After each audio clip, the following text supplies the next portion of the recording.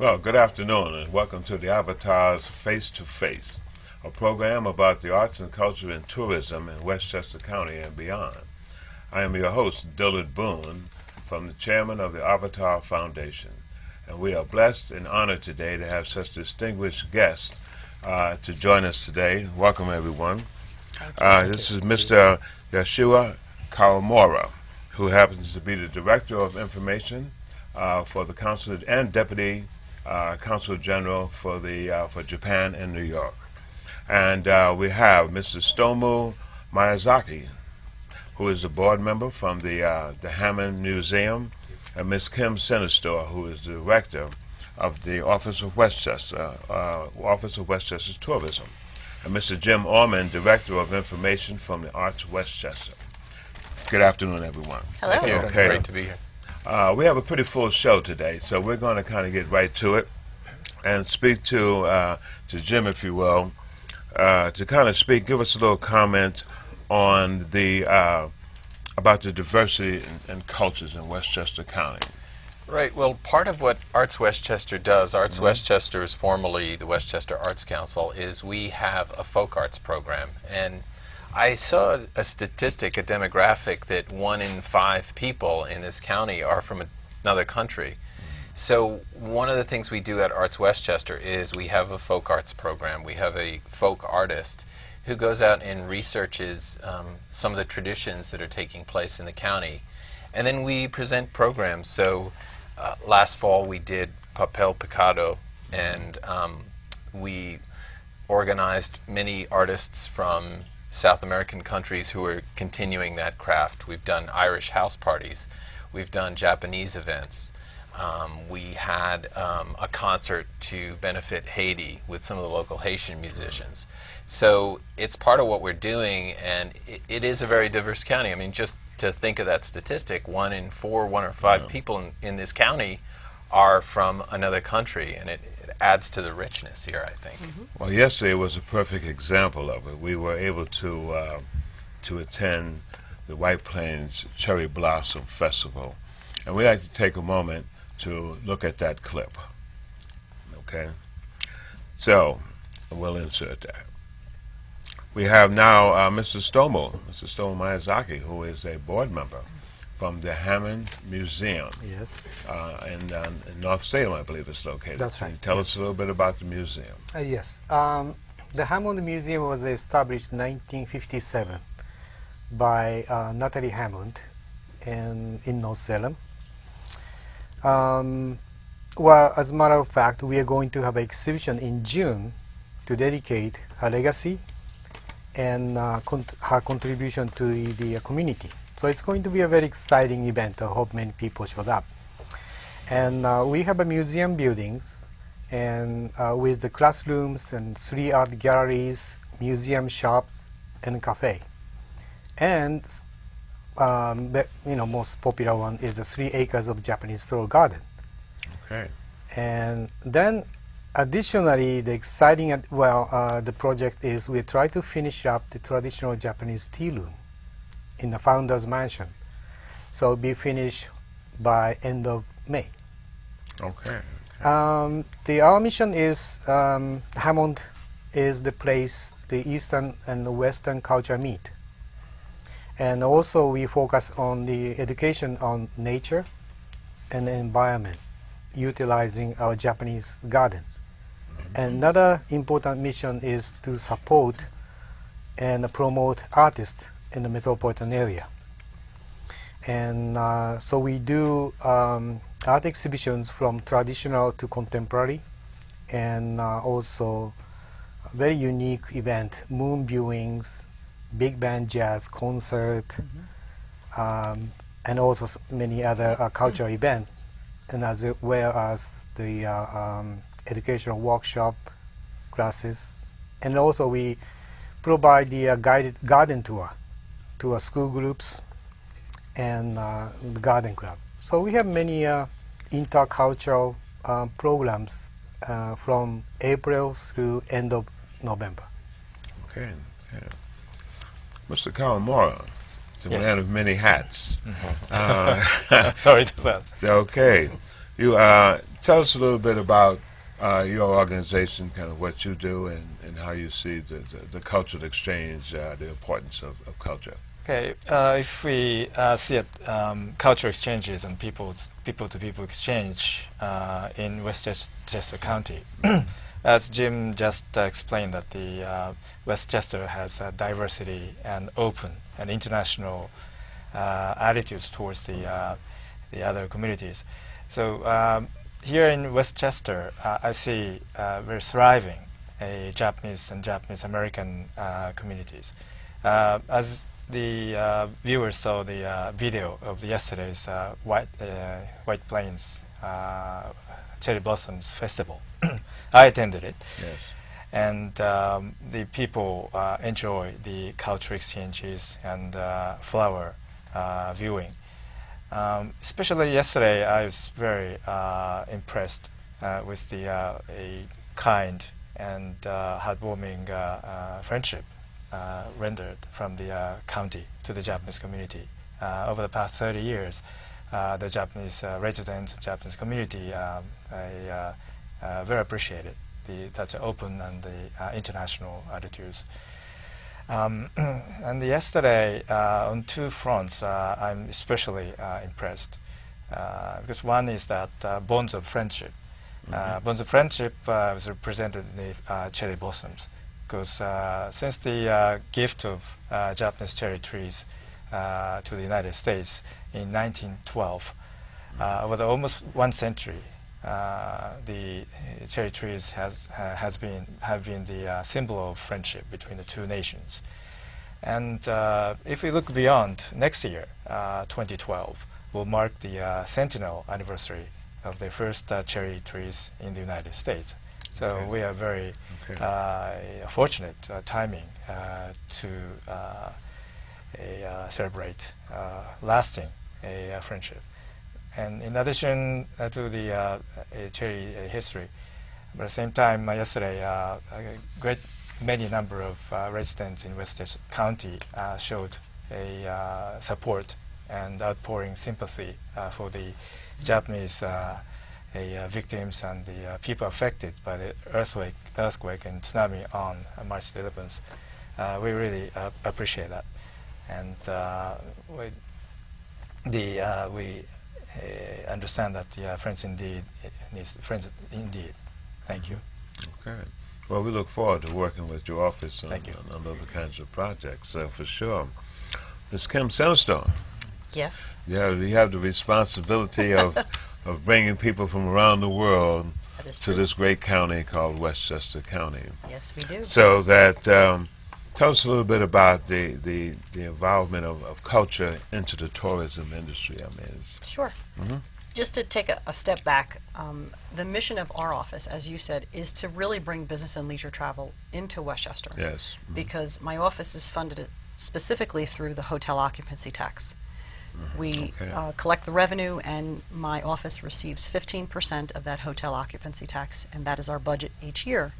And with those funds, we represent not only the hotels, but we represent all of the attractions, as the Hammond Museum and Japanese Stroll Garden, and all of the entities that are here, restaurants, attractions, no matter what the attraction is.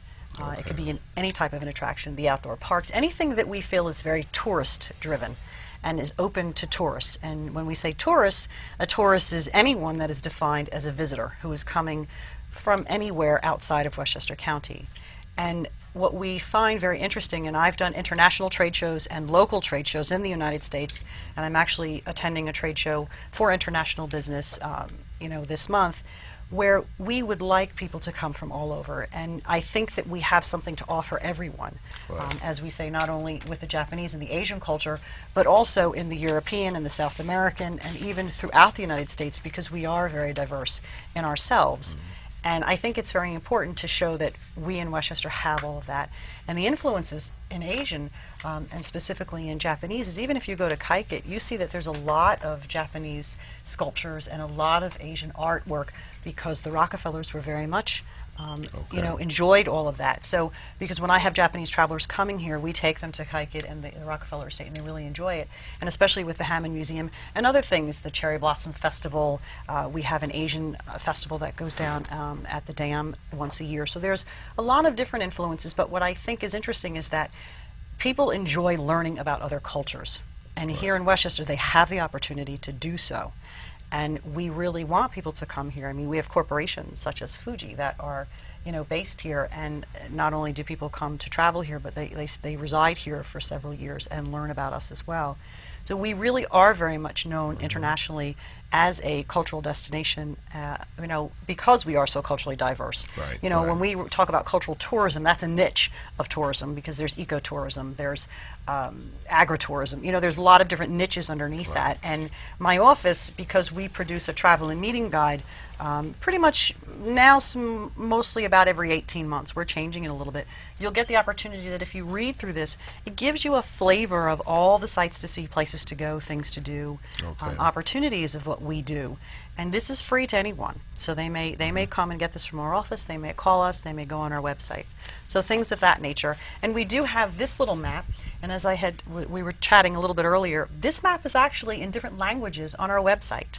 Okay. And it is in Japanese, it is in Chinese, it is in Italian, it is in Spanish, and I might be forgetting one, and I can't remember at the moment. That's good. That's all right. But we do really try to accommodate the international traveler because when they come here, they stay longer, Right. and they will spend more money. Okay. Well, Mr. Carl Moore, I know that in your capacity that you have a great deal to deal with now with the tragedy in Japan, and maybe you can share with us what you feel is the impact of tourism in Japan. Yes, I'm a bit concerned with the negative impacts of earthquake and tsunami on tourism. I have statistics here. During the month of March last month, the tourists visiting Japan from the United States dropped by 45%, while the Japanese tourists coming over to the United States declined by 17%. So for both ways, tourists and movement of persons declined dramatically because of the earthquake. So I'm a little bit concerned with it. But we need to work on the two things in order to improve the situations. The first one is that fear, psychological fear of radiation, for example. Right. And second thing that we have to work on is that rebuilding the infrastructure so that the tourists can move smoothly.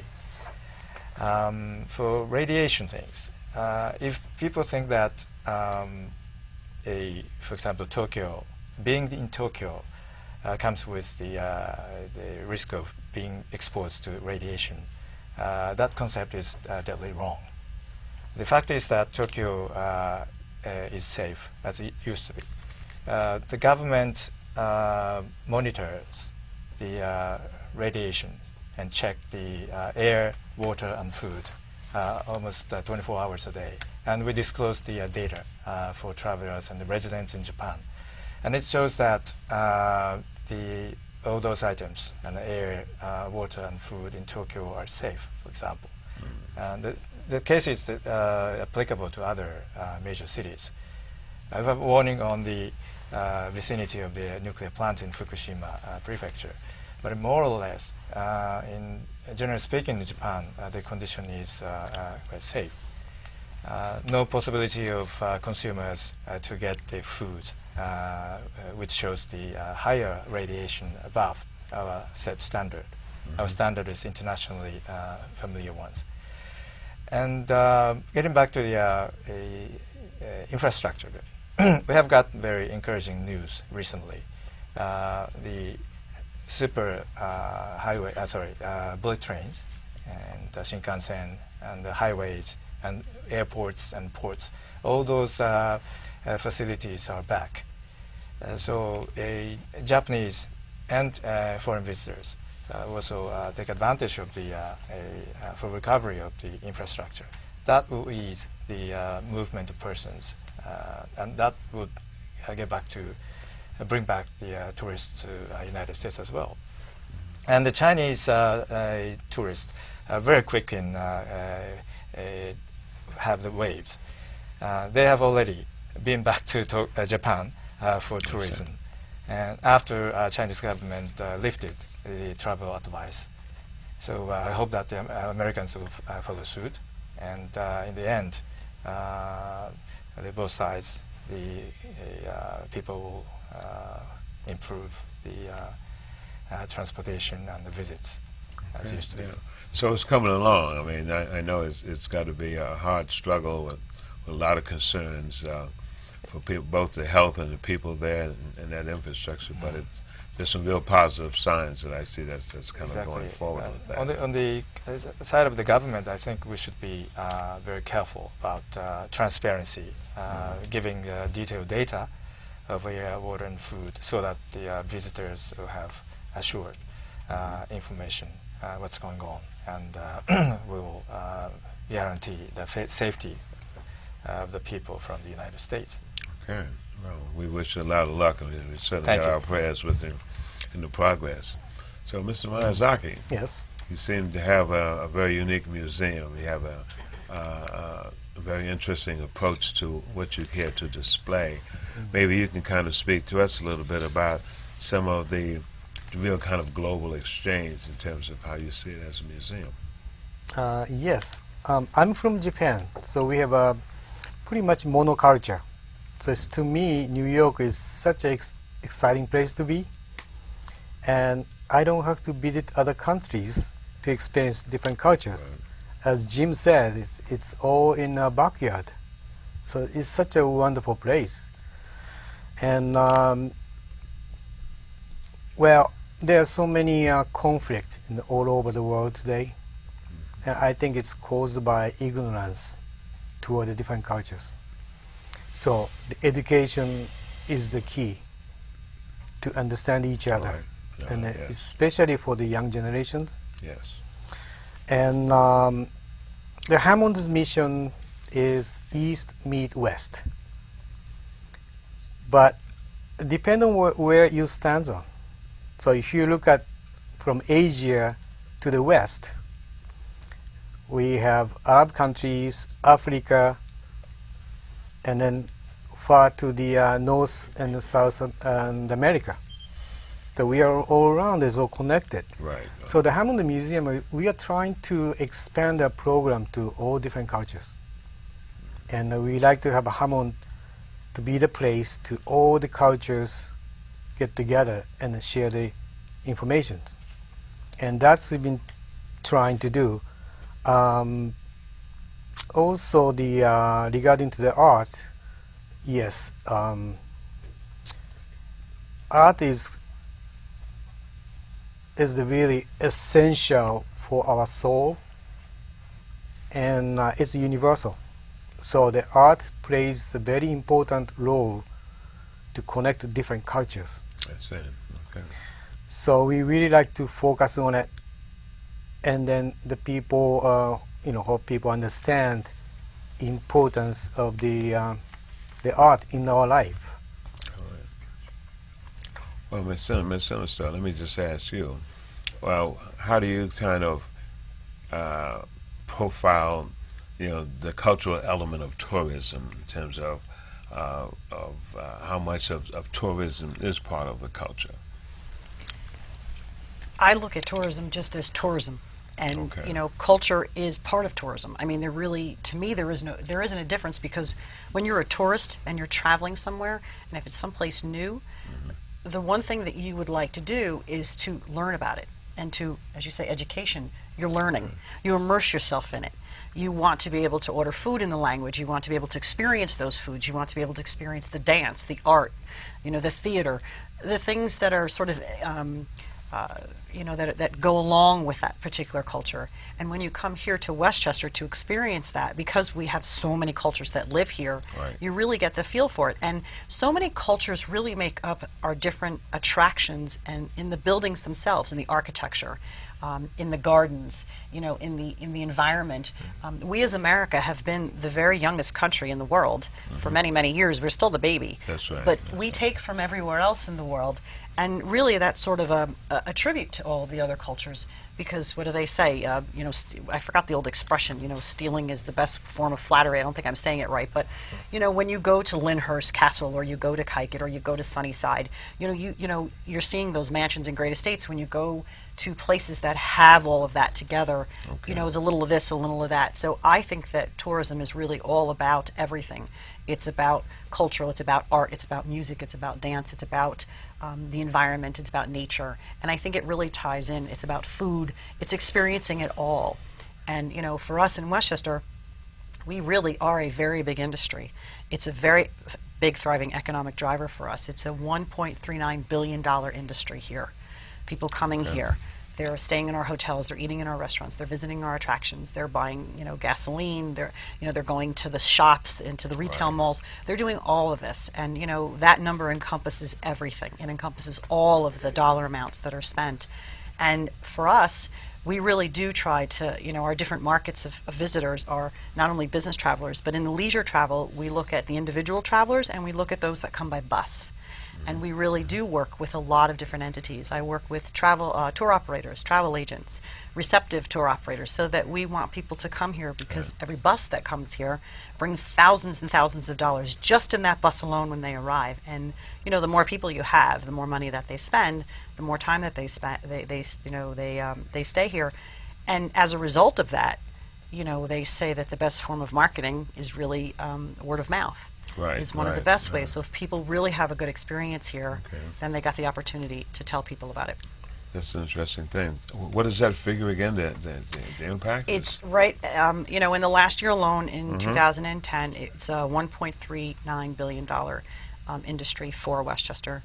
So our small little office of 3 staff, and what we do, we really do have it big. We employ around 20,000 people in the industry in Westchester.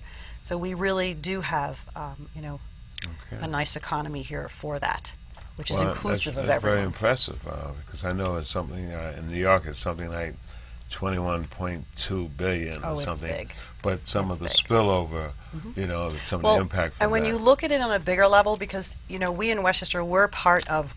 There are 62 different tourism promotion agencies in the state of New York, and I am one. Got it. So when you look at New York State as a whole, which is basically the size of France, the industry for tourism on a New York State level is well over $50 billion. So it's a very big industry, and we're very powerful as far as bringing dollars into the state of New York, and those dollars are used to really, sort of drive our state economy for everything else that needs to be done. So, when different things happen, such as what happens in Japan and people don't come here, that affects us. It affects you more right now, which we know, we understand very much so from the things that we've had happen here, and we do, empathize and sympathize, and we know that it will come back, because we know that, their government is very, very organized, and will probably, get that moving very quickly. It sounds like you've done a lot already, so. It's interesting. Jim, your office, your organization deals with a lot of the artists. How do you see that kind of cultural impact on the economy? It's very strong. Arts Westchester, with Americans for the Arts, did a study called Arts and Economic Impact. It was a national study. And over 10 years, this is how we have kind of packaged the study. It's called What the Arts Mean to Westchester. And we found that in an average year, Westchester's nonprofit cultural industry brings in $120 million to the economy and supports almost 4,000 jobs. And what Kim is saying is, part of it is it's what economists call multiplier effects. So that if you go to an event at the Hammond Museum, you will then go to a restaurant likely, and then the restaurateur will, have some more money, and he'll buy some more equipment for his shop. And in this way, money circulates through the economy, and also the nature of cultural attractions, and Kim was touching on this as well, is it brings people in so that it's not just people within your county spending Right, money, but right. people driving here, and they're more likely to, and I know Kim would be able to talk about this more, but if people stay at a hotel overnight, that also percolates through the economy. So those two numbers for us, the nonprofit arts and cultural industry, not convention or business travel, is 120 million and almost 4,000 jobs a year. And we use these numbers when in a difficult economic climate like we're in now, when people are saying, should we cut the arts are a frill, we say, Right, well, right. yes, it adds to the quality of life, but it also has these economic benefits. Okay.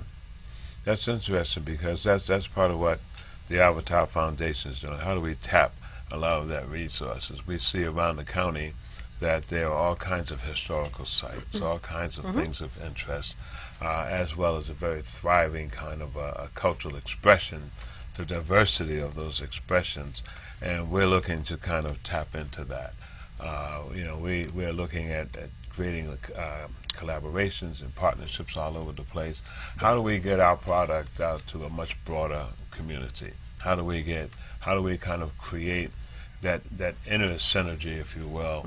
Because tourism is sometimes the people that walk back and forth on the street every day. They spend money Absolutely. to and from going to different kind of locations. So it's been a real kind of interesting day today to have all of you come on the show and speak about different topics and aspects of the tourism as well as the cultural aspect of it. And we look forward to working with each and every one of your offices in terms of how we can help promote that. How can we kind of stimulate that, create some stimulation in the tourism industry? And so it's very important. We in turn are looking to begin to have a series of workshops that are happening, particularly now we've had to change one until June.